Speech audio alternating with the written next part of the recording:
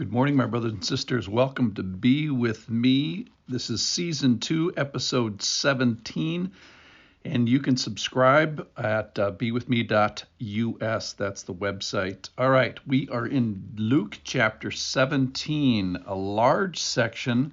We've already talked about it, and we are moving towards understanding the second coming of Christ. And we're finding out that it is predicted, it's planned. However, it's going to come to everybody by a surprise, like lightning, like the days of Noah when the waters burst forth from below and from above, and also from the days of Lot when there was fire and brimstone which came from the sky.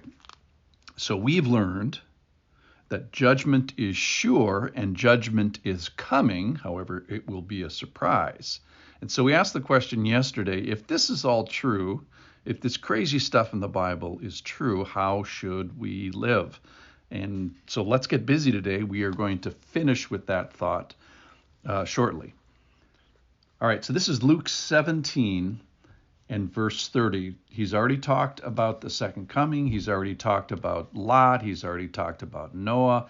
And then he's making some final conclusions. So it will be on the day when the Son of Man is revealed. On that day, let one who is on the housetop with his goods in the house not come down to take them away. And let one who is in the field not turn back. Remember Lot's wife. And then our important verse for the day. Not that they're not all important. Whoever seeks to preserve his life will lose it, but whoever loses his life will keep it. I tell you, in that night there will be two in bed. One will be taken, the other left. There will be two women grinding together. One will be taken, the other left. And they said to him, Where, Lord? And he said, Where the corpse is, there it is, the vultures gather.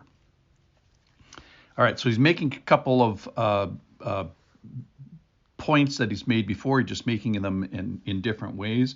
We start today in verse 31, where people are on the housetop. And he says, don't be so prepared. You don't even need to go back into the house. Or if you're out in the field, be so prepared that you don't need to say, hey, wait a second. I got a couple of things I got to do. Or I got a couple things I got to say. Or a relationship I want to restore. So be ready is a big theme. And then for a second time, he brings up Lot's wife in verse 32. Don't look back. The focus is going to be forward. It's going to be all in front of us. So don't have regrets, if you will, on something you should have done beforehand. Verse 33 is a big verse that we're going to talk about at length. That says, whoever seeks to preserve his life will lose it, but whoever loses his life will keep it. And that is, preserving our life is really one of our most basic instincts. You know, if a car is going to barreling down towards me in the middle of the road, trust me, I will do what I can to not get run over. So in a sense, we are supposed to be stewards of our life, but he redefines how we're supposed to be stewards. And the paradoxical thing is that if you make your life about you, you're going to end up to be a shell of a person, and, you know, a person that people will come to your funeral, but they won't cry. So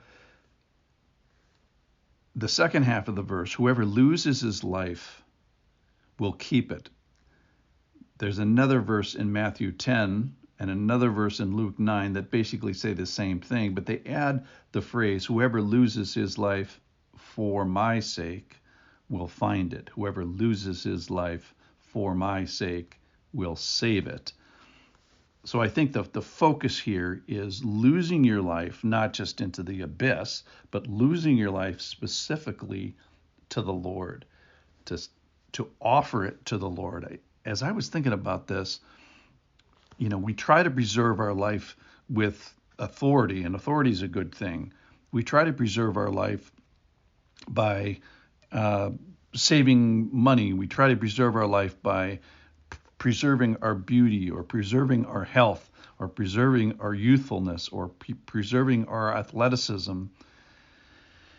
And all those things are good unless you make them the ultimate thing, and then we call them idols. So, in my opinion, this is all about control, and it's not something the Lord forcefully takes from us. There's going to be judgment at the end, but in the meantime, it's given by Him to us to be good stewards of. So we need to move our chips into God and offer ourselves to the Lord, abandoning our plan of salvation, or maybe the stupid thinking of I'm a good person or I'm better than Hitler, and ceding control to trust, believe, and have faith. And the result is that, paradoxically again, you save your life. Your life has purpose. Your days have meaning. So then, just to finish the passage, there's 2 in bed and 2 grinding and 1 disappears. So, hey, poof, surprise. The point being is, in these people that are left behind, the point is not that they don't have any time to prepare. They do have time to prepare. When's the time? The time is now. So I was thinking about how I'm going to conclude this and losing my life for His sake. And I was thinking about 3 areas: your head, your heart, and your hands. Your head, with regards to your thoughts. Are you relying on yourself? Are you mentally trusting in yourself, or trusting in the Lord? With regards to the heart, I'm thinking about the passion for the person. The great thing about this is we get to date the prettiest God in town. That was episode 114. And we get to say to God, Lord, I think you're just terrific. I can't believe I get to be in relationship with you. I can't believe the Lord of the universe wants to, come down and save me and be with me. And Lord, I just love you, and I worship you. I am over my head, out of my pay grade. Thank you so much. And then practically, losing my life for the Lord. There's a lot of practicality here with regards to service. I had a friend, and when we would meet for lunch, he would always say, at the end of the lunch, final question, what can I do for you? Is there anything I can do for you? Great question. Maybe that's the teaching point for today. Ask somebody that question. So Lord, help us in our head and our hands and our heart to cede control, to lose our life for your sake. And please, Lord, make it fruitful and meaningful. I bless my brothers and sisters.